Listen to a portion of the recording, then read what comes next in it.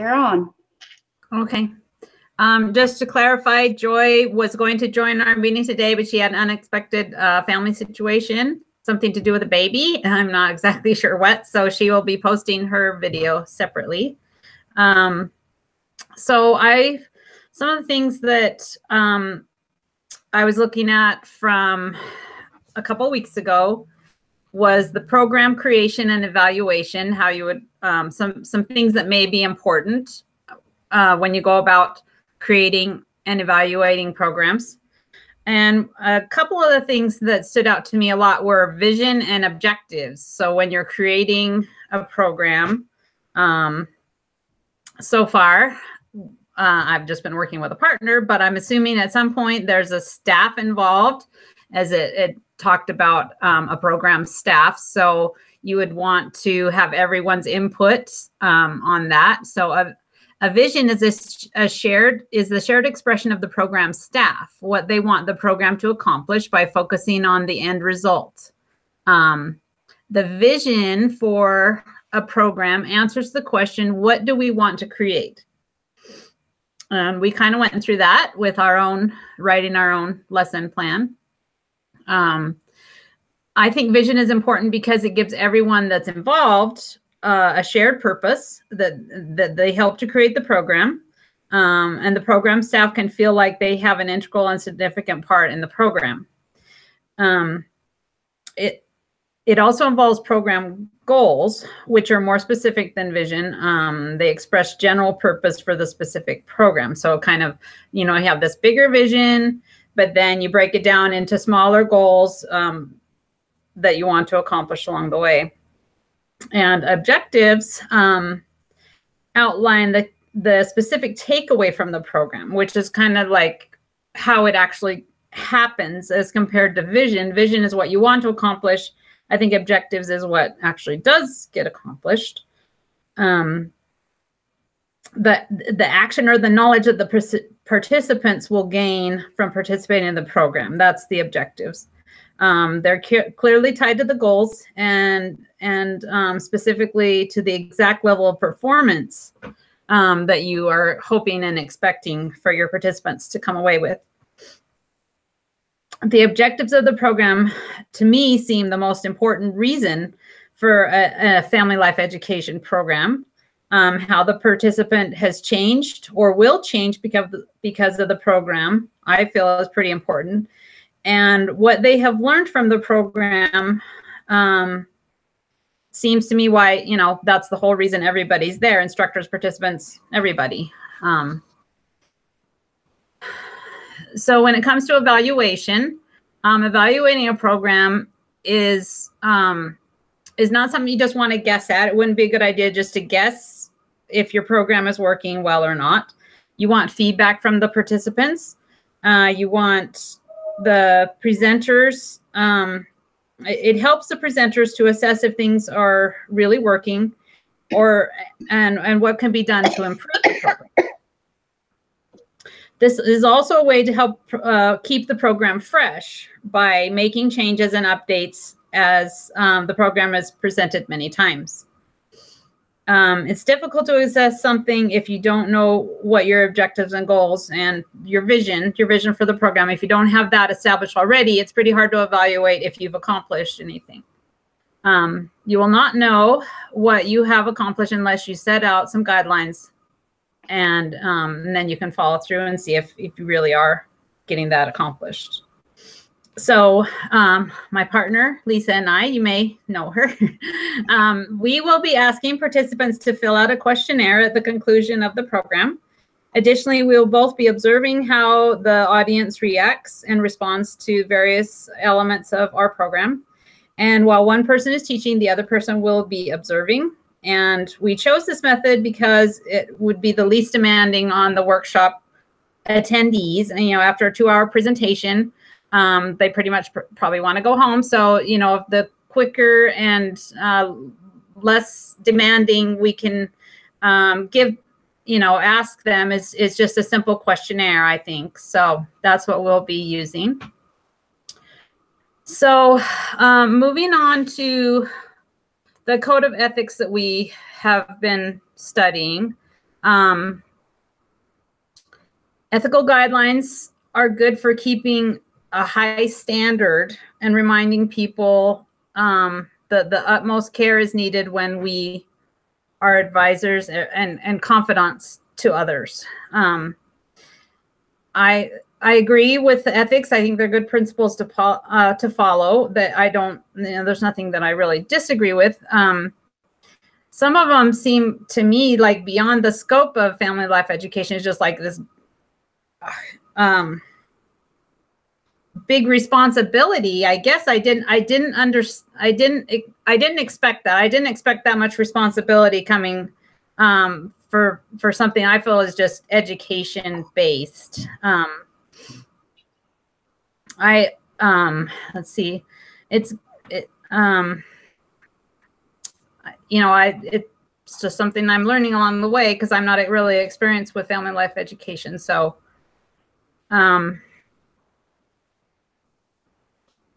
I didn't expect the interaction with the other family life educators, those ethics. I didn't really expect the community ones, but I think they are important. I think that's something that should be looked at for sure. The ethical guidelines are basically in line with my own principles. It just seems a lot to think of all at once. And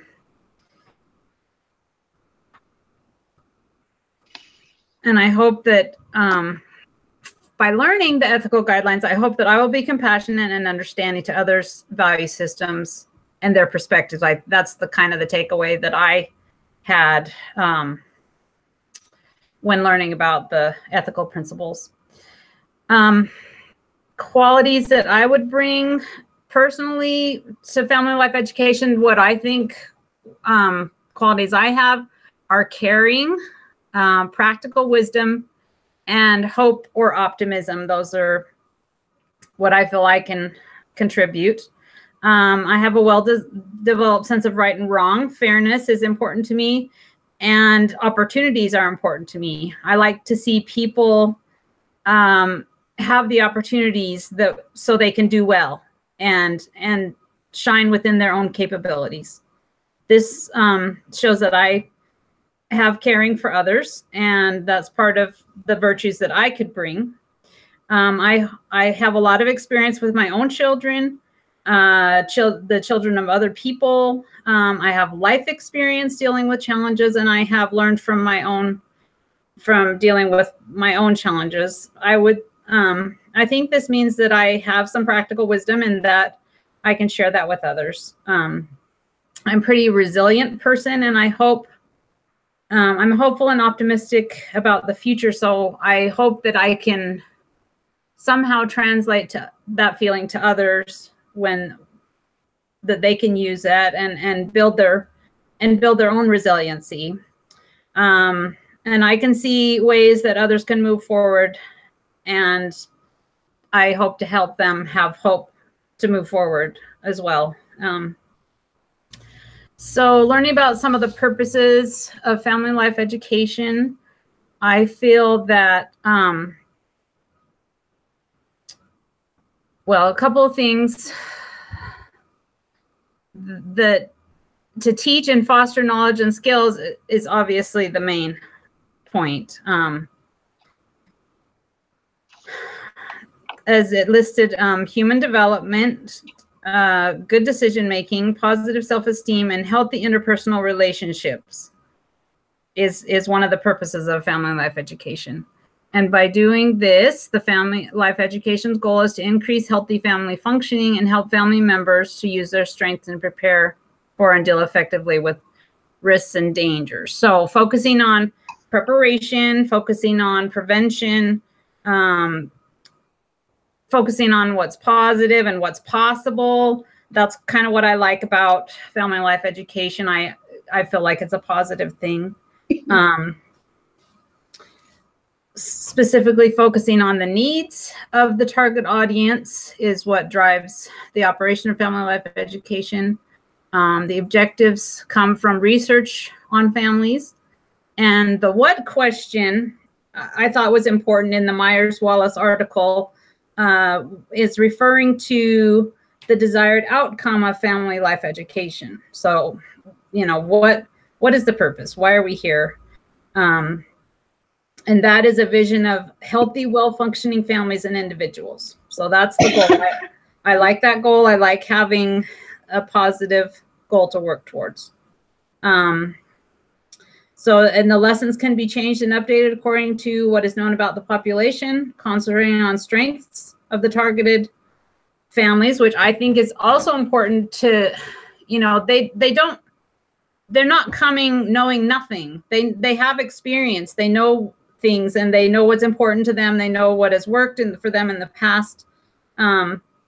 So focusing on their strengths and attempting to empower them and enrich their knowledge and skill levels, and to build a more positive attitude and inspiration or aspirations. And so that's the vision that I understand and I think is important, to focus on the positive and build on the strengths of the audience that they may already have.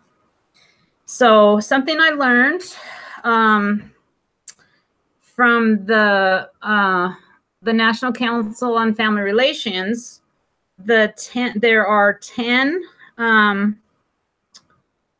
content areas. There's 10 content areas for family life education, and that's something I don't remember learning that before. It's something that maybe I learned it and I just don't really remember it. But so these are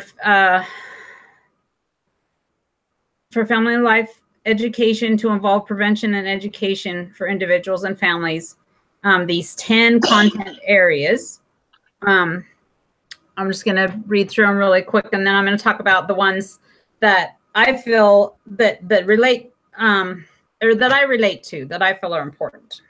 So families and individuals in social contexts, internal dynamics of families, human growth and development across the lifespan. And these kind of match up with a lot with family theory, I think.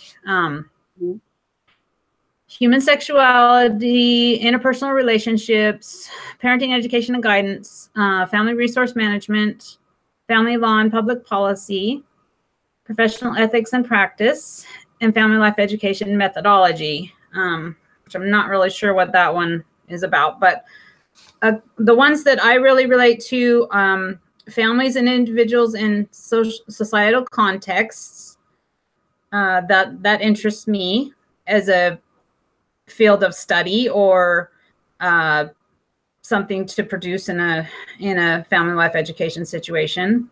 The internal dynamics of families, parenting, education and guidance, and family resource management, which is very similar to what we've the content of our workshop is encompassing some of those things. So those are some things that really stood out to me. So as far as my personal options for what the career trajectory choices, family life education or family therapy, or the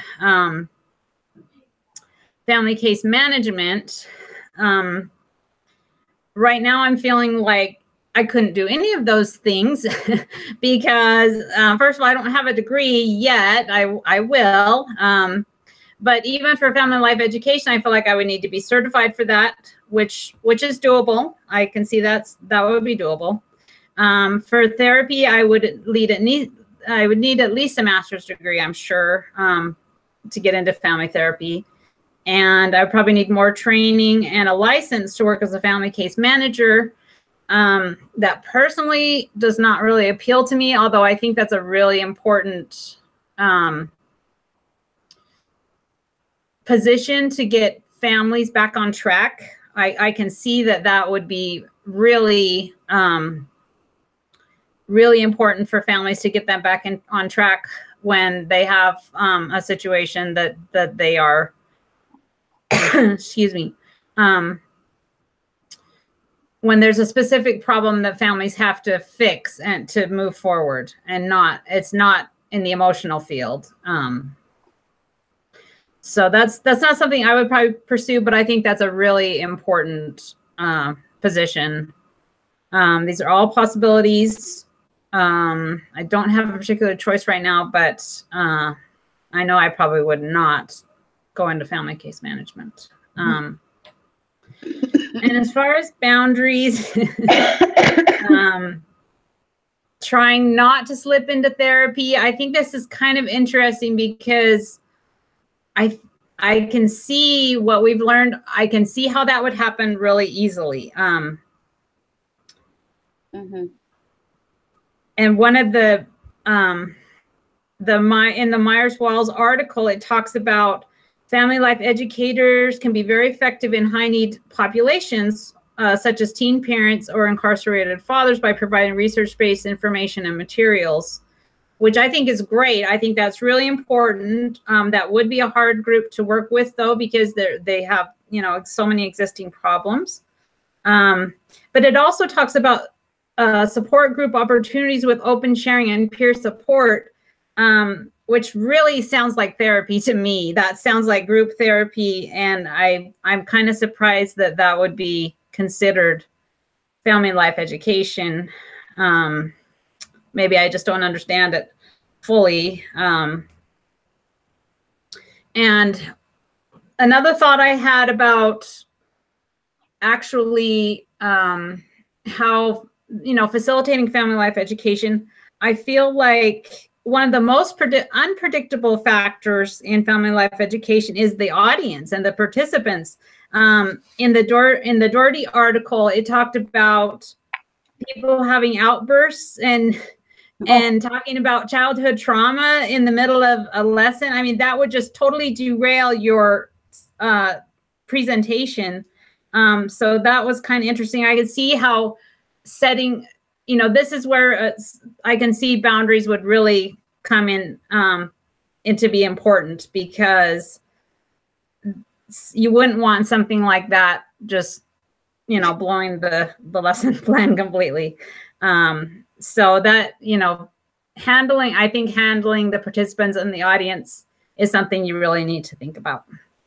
Anyway, that's all I had for tonight. Awesome. Wow. You put a lot of thought into that, Renee. I'll try to tell you what I thought, but I kind of applied it to what I thought it was talking about with the certain situation that we're in. So I wrote my answers according to our workshop, pretty much. What is the purpose of program evaluation?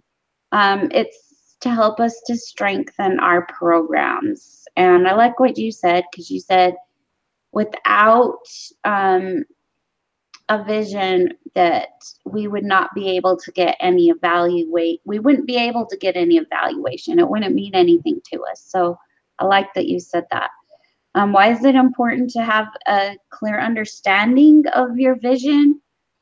Without a clear vision, I feel like it'd be hard to accomplish what you wanted to. Your workshop would not be geared toward reaching your audience. And it would be hard to even write anything if you didn't have a goal to start with. You wouldn't be able to narrow it down, and those goals are really important as you're writing your workshops. Some basic things about your family life education program you would like to know in order to improve the program's effectiveness. If the program was easy to follow, and if it motivated them to make changes, and also if they learned something they didn't already know about improving marriages, parenting skills, family unity, and finances. I'm hoping that those are some of the basic things that we get out of the evaluations that we ask. And some questions that I came up with are: what ways can they better function in their family life as a result of the program? How will your behavior change as a blended family as a result of the program? What elements had the biggest impact? The marriage, parenting skills, family unity, or finance? And what would you have liked to learn more of? Those are kind of evaluations that I'm hoping, and the feedback that we can get from our workshop. How can the Family Life Education Code strengthen your practice and relationships with those that we teach? Well, I liked in the book the explanation that it said that the Code of Ethics is more to be a guideline instead of enforcing codes on us. And so it's meant to just give us the ideas in the hopes that we're professional enough and can be able to apply that and to maintain healthy relationships. And so we want to make sure that those things are healthy for the individuals that we give our information to. What specific principles captured my attention when I was reading this information? The first one that really struck me as important is the very first one that we read, which said, the one about understanding the power that we have on parents and family relations. It is a power that can make or break the overall feeling of our presentation. If we don't relate to the individuals in our presentation, there's no reason for us to even give it, if we're not willing to relate to them. And so to me, that's kind of the overall one that stuck out to me the most. But respecting other cultural beliefs was a good one. I thought encouraging parents is what we want to accomplish, and that should be the center of our attention. What questions do you have related to the Code of Ethics? I was just, that one I was really trying to think of, but I was thinking it would be really helpful if they had like a website for Family Life Educators, and maybe they do somewhere that I don't know about, but it'd be really helpful. Yeah, it would. Yeah, to get some of those ideas from other Family Life Educators and what kinds of things they've run up against in their what boundaries, what kinds of things they've run up into some of their I guess some of that would be if they, I don't know if that's against the boundaries but I would think that would be really helpful. How is your value system likely to influence you? Well, what I was thinking about that is how we should incorporate God into our presentation. And I like that you were really on top of that in the presentation. How God fits into our families is important to me, and I want to make sure that comes across. The importance of families to me in general, and so to me that's the most important thing that I would hope that I can incorporate into my things. What would I do in a situation where there was contradiction? I've thought about this because we're going to be doing this pretty soon, and I thought, there might be some contradictions or things that we come up with. But I was just thinking that maybe asking them to stay after we were done with the thing and then address whatever would be a better way to do that. And of course, if there was any severe problems, I think guiding them to the proper intervention would be, and probably some follow-up if there was nothing that we could do to help them. And maybe even perhaps if it was something we were unsure of, we could just contact them later and give them the information that they need. But I do think that it did say that sometimes Family Life educators have to go beyond the workshops, and that's part of our job too.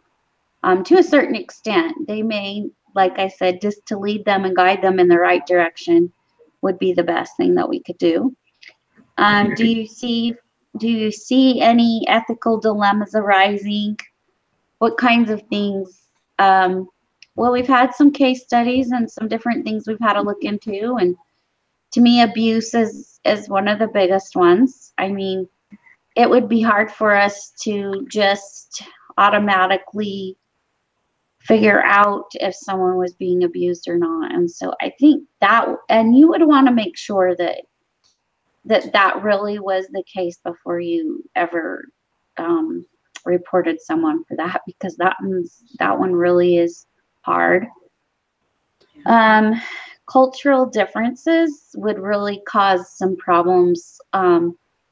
Another one I just barely thought of is like language, where if they had a language barrier, that could be a big problem when presenting. Okay, the other question is, how does this sensitivity to the effects of one's intervention on the welfare of others create a higher standard than what mandatory ethics may provide? We gain trust with others if we're sensitive to their needs, and they're more likely to listen to us because of that. And so I think that's a big one.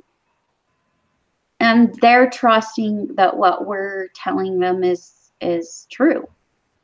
And so they're willing to come back and listen to us again, and they're also probably willing to tell others about us if they have that trust.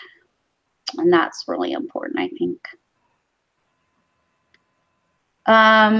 What qualities do I feel that I have to add to these workshops? I really feel that I add some qualities as far as I'm really passionate about people. I really want to make a difference in someone's life, and I hope that the knowledge, I get really excited over some of these things that we learn about, and I just want to tell everyone, but it doesn't always come out, or they don't always understand it the way I do, just because I feel like we've been studying this for a long time, and I feel like there's a lot that we can do to help people, and I really want to make a difference in helping, giving them more confidence in dealing with their blended families, because I know it's a huge need in the community. One thing I was going to say about some of the occupations of family life therapy, and this has kind of been something that I've been looking at because of, and you talked about how you didn't see how we could lead groups, but that is one of the big occupation and of family life therapy, and I know that they do that a lot in a family, in substance abuse groups, that a lot of family life educators, or a lot of family life or marriage and family people, that's one of the occupations of that's really a strength, and there's a lot of those, and they use them as in the church also. Mm-hmm. LDS family services. So sometimes some of the education that I've looked into is on the social work side, but I have found such a variety of occupations that I didn't even know existed. And so there's mentoring for prisoners in different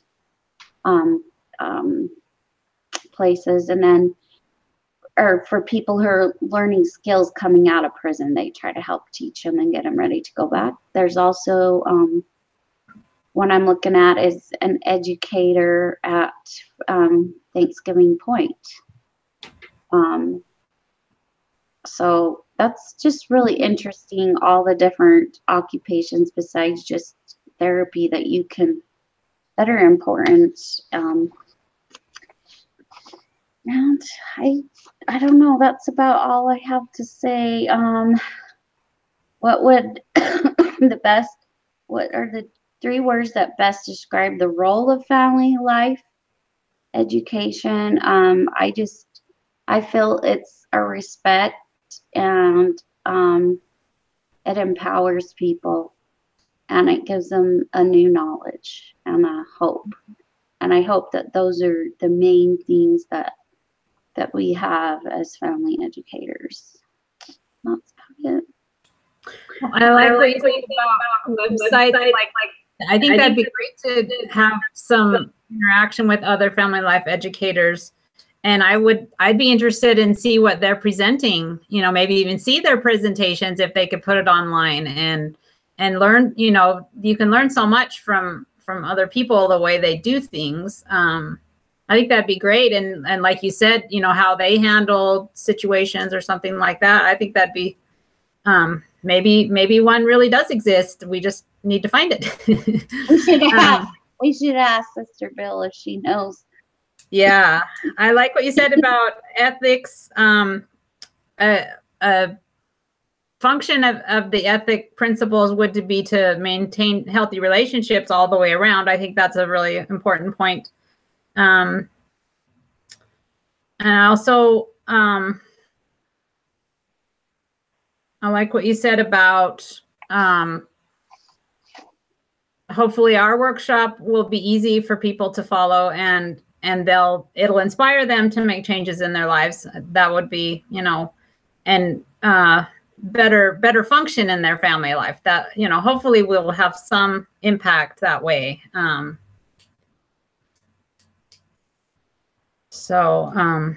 think this will help us tomorrow when we're rewriting that too. Maybe it'll just help us to focus better. Get that done. Porter, go to bed. He's hiding behind. Okay.